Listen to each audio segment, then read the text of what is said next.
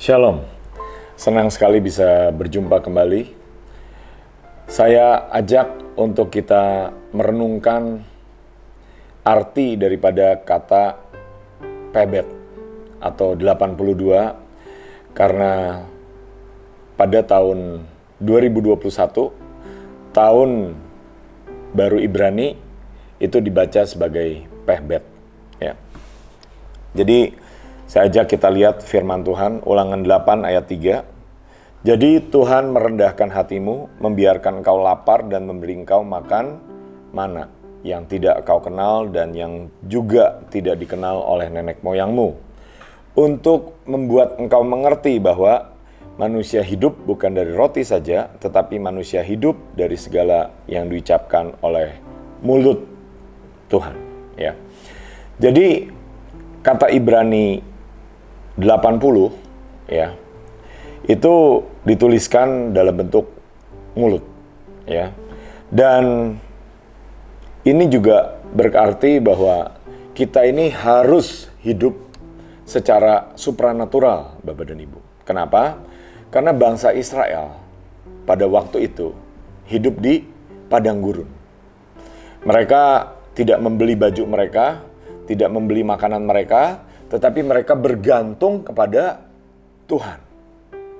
Dan firman Tuhan jelas berkata bahwa apa? Manusia hidup dari segala sesuatu yang diucapkan oleh mulut Tuhan.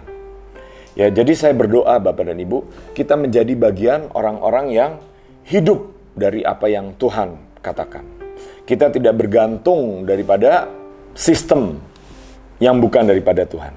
Kita tidak bergantung dengan sistem dunia. Tapi kita berharap kepada pemeliharaan Tuhan yang bersifat supranatural. Elia sempat mengalami masa di mana bangsa Israel mengalami kekeringan. Tetapi ia dipelihara Tuhan di Sungai Kerit.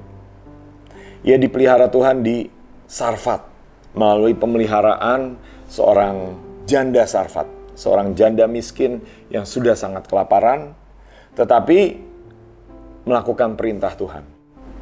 Elia sempat hidup di masa bangsa Israel mengalami kelaparan karena selama 3,5 tahun tidak turun hujan. Tetapi Elia dipelihara Tuhan secara supranatural. Tuhan memerintahkan Elia untuk pergi ke Sarfat. Tuhan tidak memerintahkan Elia untuk pergi ke orang kaya, Bapak dan Ibu. Tuhan tidak memerintahkan Elia untuk pergi ke bank. Memang pada waktu itu belum ada bank. Ya. Tetapi Tuhan memerintahkan Elia pergi ke rumah seorang janda miskin yang sudah hampir kehabisan makanan. Sudah sangat lapar dan sisa makanan terakhir saja. Tetapi Tuhan dapat menciptakan mukjizat. Tuhan dapat memelihara Elia melalui burung-burung gagak di Sungai Kerit, Bapak dan Ibu. Mari kita siapkan hidup kita agar apa? Agar kita hidup dari pemeliharaan Tuhan, dari apa yang Tuhan katakan secara supranatural, bukan secara manusia. Ya, mari kita lihat arti yang lain, yaitu apa? Mulut yang menumpas musuh-musuh. Ya, di kitab Yosua pasal 11, Yosua merebut Hazor dan membunuh rajanya dengan mata pedang. Ya. Jadi kata mata pedang yang digunakan sebenarnya menggunakan kata peh, ya. Jadi sebab Hazor pada waktu dahulu adalah yang terutama di antara segala kerajaan itu. Semua makhluk yang ada di dalamnya dibunuhnya dengan mata pedang atau peh pedang sambil menumpas orang-orang itu. Tidak ada yang tinggal hidup dari semua yang bernafas dan Hazor dibakarnya.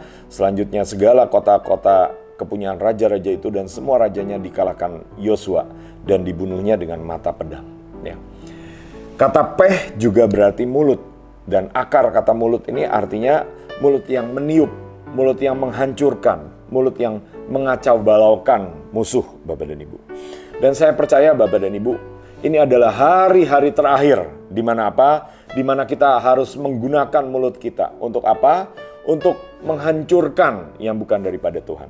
Menghancurkan roh ketakutan, menghancurkan roh dusta dan kebohongan-kebohongan.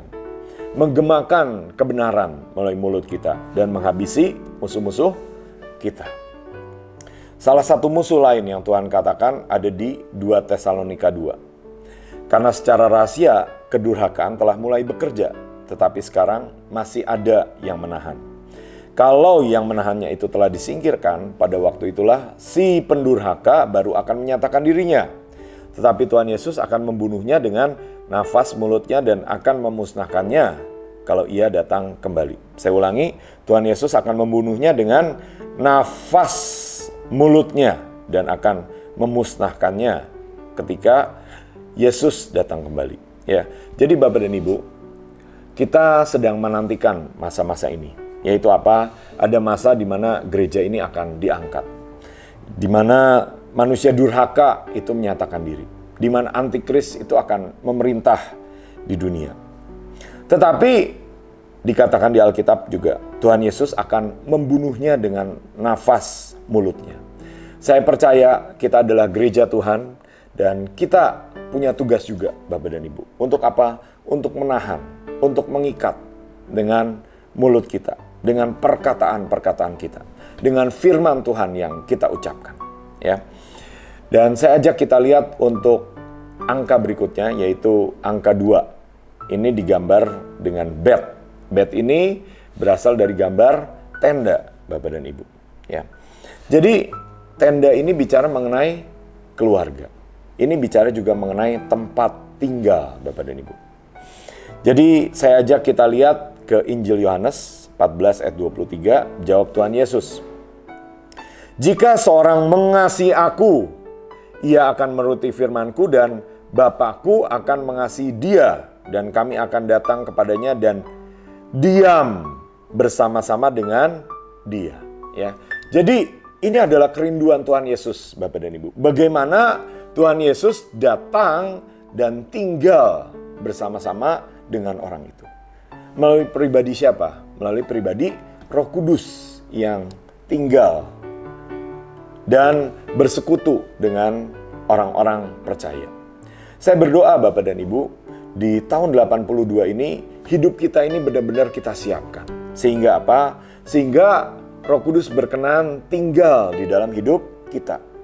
Kita menjadi orang-orang, kita dapat menjadi orang-orang yang mentaati Tuhan dan tidak hidup dalam pemberontakan. Kenapa? Karena ketika kita mengasihi Tuhan, maka kita akan menuruti firman Tuhan.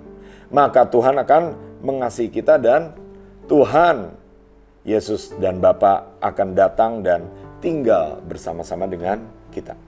Mari kita berdoa.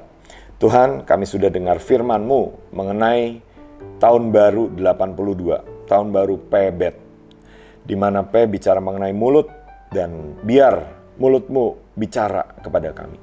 Mulut-Mu mengecup dan mencium kami, mengajar kami.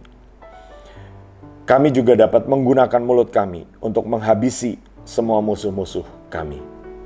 Kami percaya Tuhan, ini adalah destiny daripada gereja-Mu yang lebih daripada pemenang dan menghabisi semua musuh-musuh, termasuk bahkan roh pembinasa keji, bahkan antikris.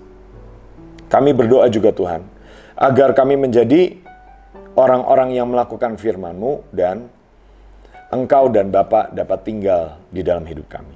Di dalam nama Tuhan Yesus. Amin.